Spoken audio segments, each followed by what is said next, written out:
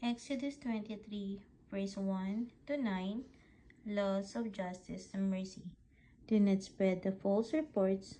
Do not help guilty person by being a malicious witness. Do not follow the crowd in doing wrong.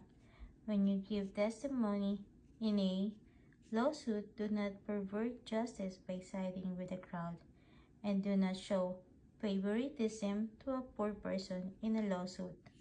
If you come across your enemy, ox or donkey, wandering off, be sure to return it. If you see the donkey of someone who hates you fallen down under its load, do not leave it there.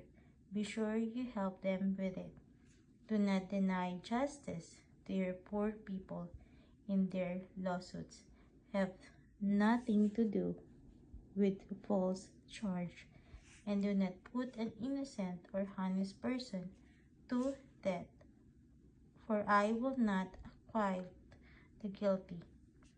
Do not accept bribe, for a bribe blinds those who see and twist the word of innocent. Do not oppress a foreigner, for yourself know how it feels to be a foreigner, because you were a foreigner in Egypt.